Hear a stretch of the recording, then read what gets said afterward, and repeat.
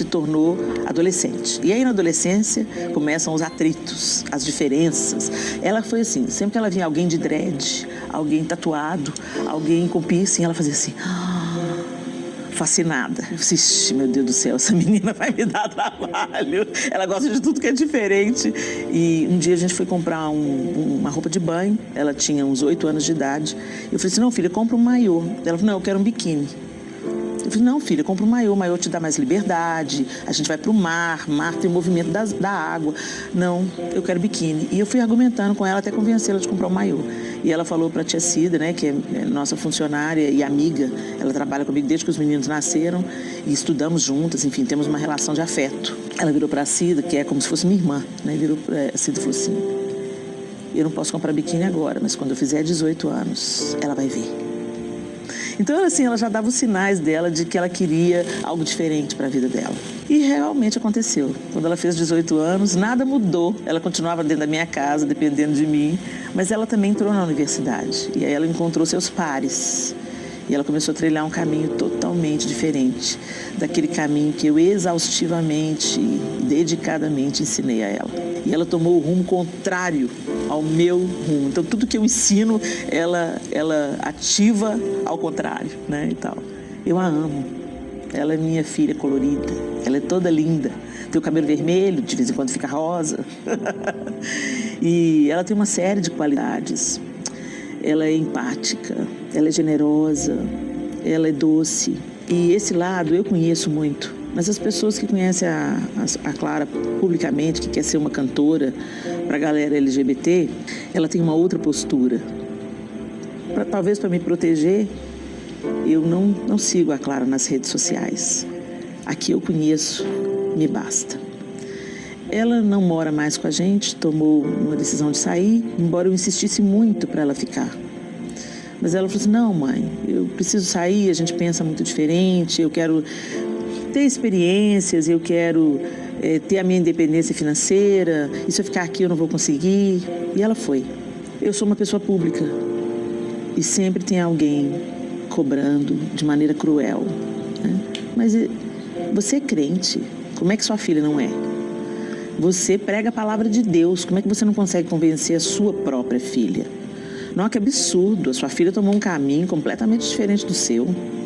Você não tem autoridade para continuar ministrando a palavra, porque afinal de contas, quem não é capaz de convencer nem a sua própria filha?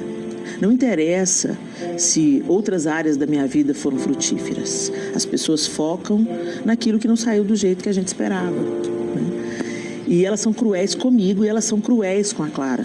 Elas vão nas redes da Clara, elas acusam a Clara, elas distratam a Clara.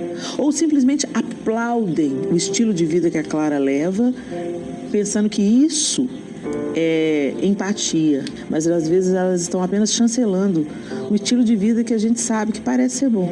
Mas segundo aquilo que eu criei, é o caminho de morte. Eu passei por várias fases. Primeiro, a fase da culpa. A culpa é minha, eu fiz alguma coisa errada. E certamente fiz, Thalita. Porque nós mães, por mais que a gente se esforce, mães e pais, nós vamos errar.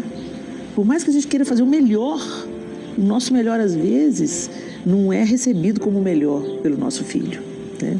E os filhos se tornam adultos e eles fazem escolhas. E essas escolhas às vezes machucam a gente extremamente. Mas eles têm uma vida, eles não estão conectados, o cordão umbilical foi cortado e à medida que eles foram crescendo, eles foram fazendo escolhas. Então a segunda fase que eu percebi claramente foi isso, o que os outros vão pensar, o que os outros vão dizer. E não é o outro longe não, começa a pensar o que o avô vai dizer, a avó vai dizer. Como é que eu vou lidar com a minha sogra? Como é que eu vou lidar, entendeu? Como é que eu vou lidar com os meus amigos que viram ela crescendo, né? E isso, no meu caso, porque eu sou uma pessoa pública, se expandiu exponencialmente. Então, a gente queria esconder. O desejo é de ser o avestruz, enfia a cabeça na terra, porque você não tem que lidar com o olhar acusatório do outro ou com o questionamento do outro. Mas o que aconteceu? O que deu errado? Eu não sei o que deu errado. Certamente a culpa é minha, mas entendeu? Se tem uma coisa que eu não sou na minha vida, é hipócrita. É fingir que não está acontecendo nada, né? Então, quando as coisas começaram a vir à tona, eu não fiz nada para esconder. mas eu sentia muita vergonha. Eu sentia muita vergonha. E parece assim que eu tinha uma necessidade de tentar explicar para as pessoas, né? Ou de defendê-la, ou enfim, né? Eu tentava justificar de alguma forma. Eu ver o pai sofrendo, o João sofrendo, puxa, aí era um sofrimento duplicado, porque eu estava sofrendo por mim, eu estava sofrendo pelo pai, entendeu? Eu estava sofrendo... Os irmãos também? Os irmãos também, porque aí os irmãos começaram a questionar. Por que ela descumpre regras e a gente tem que cumprir a regra, né? E aí foi no momento que eu comecei, Deus, o que eu faço? O que eu vou fazer? Como é que eu vou, entendeu? Como é que eu vou equilibrar 4 personalidades diferentes dentro de casa, cada um com uma necessidade, cada um com uma idade. E eles vendo, você chega até meia-noite, ela chegando às 2 da manhã ou não voltando para casa para dormir. Como é que eu vou lidar com isso? Isso foi gerando raiva nos irmãos. Quando eu falava, você chega até meia-noite, eles chegavam à meia-noite, mas eles chegavam com raiva. Né? E aí já todo mundo adolescente já, né? Só a Sofia ainda no finalzinho da infância ali. Então, a segunda fase foi essa vergonha misturada com como é que eu vou falar para as pessoas, o que as pessoas vão pensar, como elas vão reagir. Comecei a ter crises de ansiedade, comecei a ter depressão, uma tristeza profunda, uma vontade de não ir cumprir os meus compromissos, de não ter que encarar as pessoas. Eu comecei a ter dificuldade eu tenho que ir me relacionar com pessoas, eu não quero me relacionar com pessoas, eu não quero ver as pessoas, né? Mas eu tinha que ir para cumprir a agenda, o compromisso, né? Eu tinha que ir na casa da tia, eu tinha que ir na casa do primo, tinha que ir na casa e receber as perguntas, né? E a Clarinha, né? Eu tive uma crise de ansiedade, sem saber que eu estava tendo uma crise de ansiedade, né? Eu pensei que eu estava tendo um ataque cardíaco. Eu comecei a ter o meu coração disparou, comecei a ter sudorese e uma sensação de morte. Eu pensei, eu vou morrer, eu estou colapsando, né, e tal. E eu pensei, eu acordo o João, não acordo o João, me deu, né, eu estava à noite, e assim, começava a ficar ruim ao anoitecer. Quando começava a anoitecer, eu começava a ter essa crise. Aí eu pensei que era com um remédio que eu estava tomando, que eu estava convalescendo de uma cirurgia, e eu tinha que tomar um remédio. Eu pensei que é o remédio que estava fazendo aquilo. O efeito. Né? E quando eu fui conversar com a médica, eu falei, não tem nada a ver com remédio, você está tendo uma crise de ansiedade. E a ansiedade, ela antecede ao pânico. Então, eu só tinha pensamentos terríveis. Um pouco antes de eu ter a crise, eu tinha pensamentos de morte, pensamentos de tragédias. Vai dar alguma coisa errada. A gente saiu de férias, a Clara foi com a gente para as férias. E a sensação que eu tinha, a gente estava num barco, a sensação que eu tinha é, o barco vai afundar, alguma coisa vai acontecer, alguma coisa ruim está prestes a acontecer. E logo depois que a gente voltou desse período de férias, que eu era atormentada pelos meus pensamentos, aí eu tive a crise de ansiedade. Né? Então, meu irmão é terapeuta e meu irmão começou a falar com o João, meu marido. Corta todo o estresse, tira dela filme violento, notícia violenta. Primeira coisa, afasta ela do que pode provocar mais estresse nesse momento. Né? E ela precisa fazer terapia. Ela precisa de conversar com alguém, ela precisa de abrir a alma dela para alguém. Entendeu? Então foi aí que eu tive a indicação de fazer terapia, faço terapia. E a indicação que eu tive de terapia foi aí, porque o meu corpo começou a reagir de um jeito muito ruim. A terceira fase, Thalita, eu acho que eu estou vivendo ainda, né? Eu estou atravessando ela ainda. É entender todos os dias, porque tem dias que eu passo muito bem, mas tem dias que eu acordo com uma tristeza profunda, pensando assim, não vai mudar isso nunca, né, Deus? Isso é uma coisa que eu tenho que me acostumar, né, Deus? Então, eu estou vivendo uma fase que tem a ver com a minha fé, de acreditar que Deus tem o controle soberano sobre absolutamente todas as coisas e que cada um de nós tem um caminho.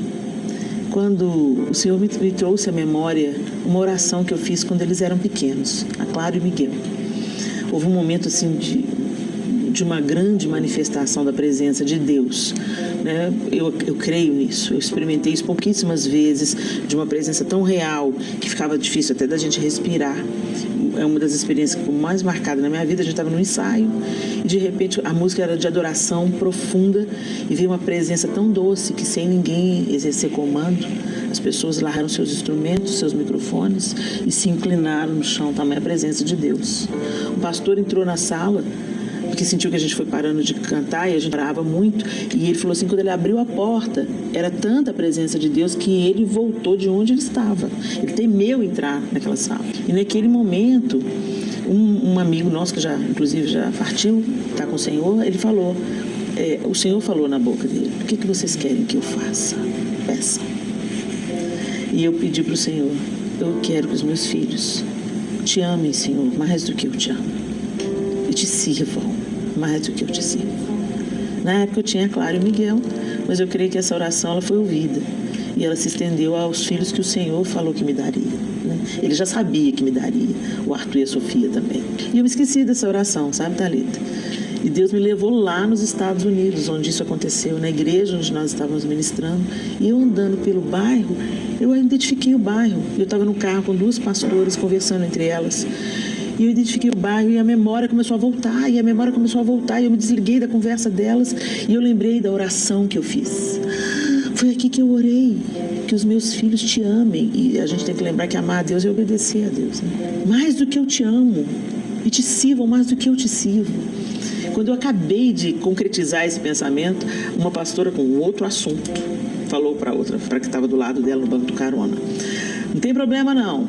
Onde abundou o pecado, superabundou a graça. Quem muito é perdoado, muito ama. E aí eu estou vivendo desde então, né, essa lembrança de acreditar, de descansar, de saber que o Senhor é soberano sobre tudo. E o que Ele tem para a Clara, Ele fará. Eu não posso convencer a Clara, eu não posso mudar a Clara. Eu posso orar por ela, eu posso amá-la, abraçá-la, cheirar, né? E dizer, quando você quiser vir à minha casa, ela também é sua casa. Venha, senta na mesa com a gente, celebra com a gente a vida, festeja com a gente a vida, porque você é amada por essa família. Então, eu estou vivendo essa fase de espera e confiança exercitada. Tá aí, olha, declaração emocionante, comovente da pastora Helena Tanuri. Olha, pastora, se esse vídeo chegar até você, eu gostaria que chegasse, quero deixar uma palavra que se encontra no livro de Isaías, capítulo 1, versículo 2, dizendo assim: ouçam, ó céus, escute a terra, pois o Senhor falou, criei filhos e os fiz crescer, mas eles se revoltaram contra mim. Então, esse problema que a pastora Helena está vivendo é um problema que muitos vivem. Muitos pais criam os filhos da melhor maneira possível, dão-lhes toda a diretriz, apontam o caminho a seguir, mostram todos os alvos e objetivos desejados para os seus filhos e fazem de tudo para que realmente eles cresçam nesse caminho. Mas, infelizmente, são eles que fazem as escolhas. E é na adolescência que a criança que vai se tornar um adulto, ela faz as suas escolhas. E muitas vezes, olha, uma escolha errada aqui vai gerar uma grande diferença lá na frente, tá? Olha, imagine aí a linha de um trem. É um pequeno, quando ele vai mudar de trilho, é uma pequena variação, uma pequena mudança ali, ó, na direção do trilho, vai gerar lá na frente uma grande mudança. Então, a adolescência é fase de escolhas, é fase de determinar. As escolhas determinam o nosso futuro. A adolescência é uma fase de escolha e as escolhas determinam o futuro. Então, muitos pais que vivem esse problema se culpam. Onde eu errei?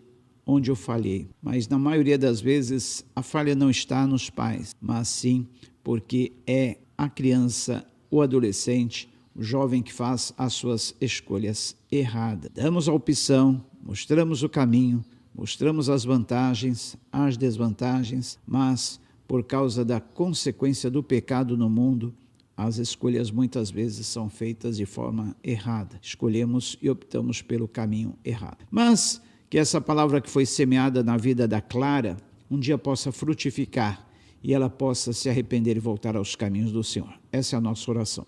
Que Deus te abençoe. Eu sou o pastor Jonas Leite, trazendo para você os fatos do dia à luz da palavra de Deus. Não se esqueça, se inscreva para ficar sempre inteirado dos nossos conteúdos. Curta, compartilhe e deixe aí também a sua opinião, a sua palavra para a pastora Helena Tanuri. Até a próxima edição, até o próximo vídeo, se Deus assim o permitir.